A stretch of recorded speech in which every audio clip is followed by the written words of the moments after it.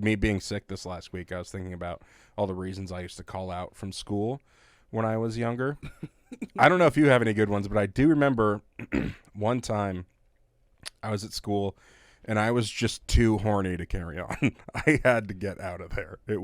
I had PE coming up and I knew that was going to be bad because we had stretching lines and we alternated boy, girl, boy, girl. It was like they were punished, like they were trying to make something happen.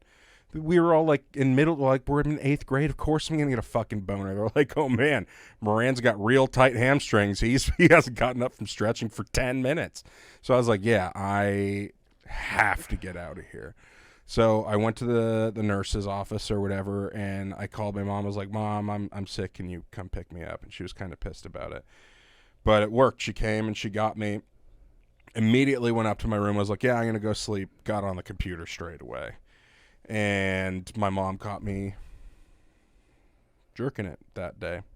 And what's really funny is she was like, turn that off and go downstairs. And she like got out of my room and let me like put everything away, right? So I really quickly cleared my history.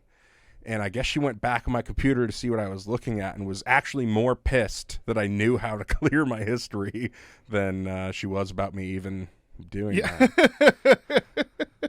Now I can't see if you're looking up the anarchist cookbook, Chris, or whatever you're up to. Like you're going to make homemade napalm. Styrofoam and gasoline, kids. It's not complicated. It was pretty clearly two ladies looking at each other's butts. It wasn't anything crazy. You know what I mean? Yeah, but without the smoking gun, so to speak. Did you ever call out for anything weird or? No, I mean, I faked sick plenty, but that anecdote about checking into the school nurse did remind me of in middle school. No, excuse me. This was in high school. So my dad would pay my brother and the neighborhood kids with weed to get them to trim the weed when it came time to, harvest. So, cheap labor. Anyways, when you trim weed for a whole weekend, you're going to show up to school reeking of pot. And of course, my brother smells like weed. They bring him into the principal's office 10 minutes into the first period. And he's like, look, my dad has a green card. He grows pot. I really can't control this. They called my dad. He confirmed it. So then they were like, all right, you're allowed to smell like weed at school now. Yeah. And that completely opened up the floodgates on the other end of the spectrum.